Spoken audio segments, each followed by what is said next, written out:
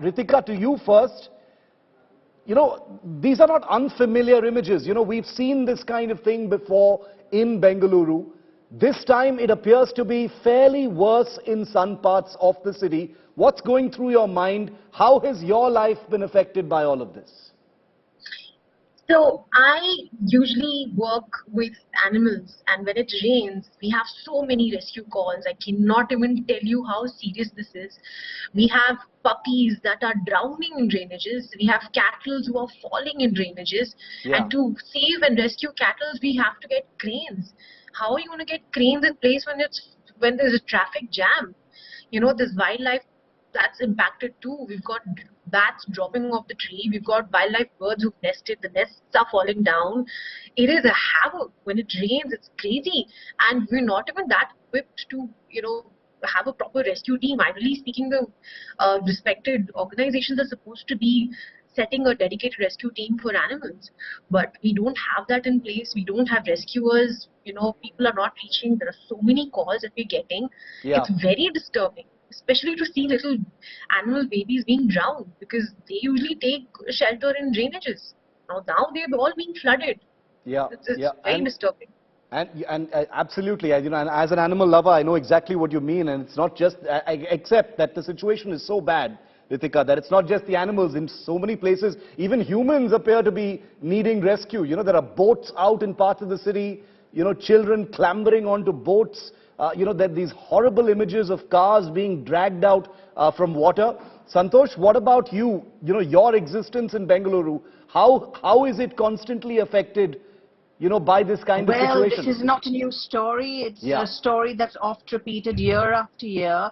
And there's always a hue and cry just when it's happening. And once it's gone, it's another story that rules the day. So there's a lot of apathy in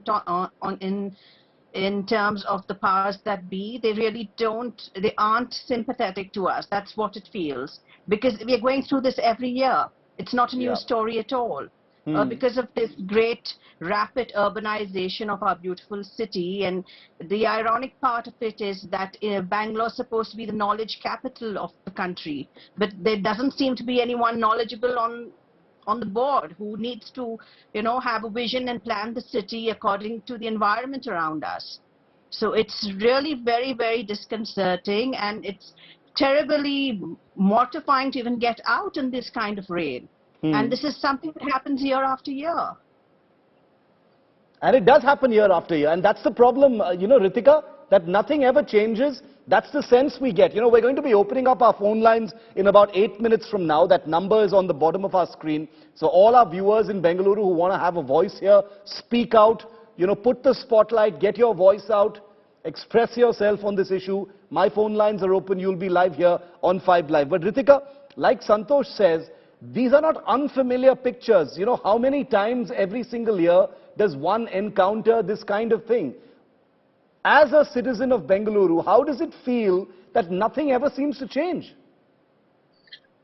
It is devastating for sure, absolutely, because Bangalore is one of the cities that are known to be pet friendly, and we promote so much of, coexistence with animals, and it is very helpless. It really is.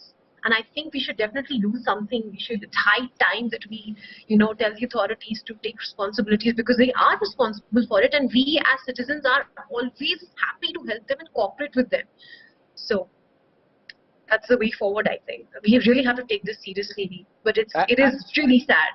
And it's supposed to be an investment hub. I'm going to go to my reporter in just a moment. Sagai Raj has been waiting, in the water. I'm going to go to him in just a moment. But Santosh, one final question to you. The tech companies, in the IT hub and Whitefield, they've actually come out and, put out a pretty scary piece of data saying that in the last 48 hours, the losses that they have suffered thanks to, the water logging on that road amounts to about 225 crore rupees. I know this is not just about money. This is about the lives of people. But when it is expressed in that manner, especially since Bengaluru is supposed to be this big investment hub, the Silicon Valley of India, that's a scary fact, Santosh. Yes, but that's happening because everything is getting monetized. You want to encroach on land, on lakes, you want to encroach on the stormwater drains. You're monetizing everything at the cost Yeah. of our lives. So that's the price we pay for urbanizing our city at such a fast and haphazard rate. So that's the price we pay for it, which is really very sad because it just doesn't add up. It's a terrible situation. Santosh and Ritika, I appreciate you giving us your time here. I know it's a difficult time in your city, but it was important for me to get the voices of Bengalurians because that is, you are the people suffering this directly. I want to go across to India today. Thank you for having Thank you me. very Thank much. you Thank so you very much much, for Ritika and having us. Santosh, for that.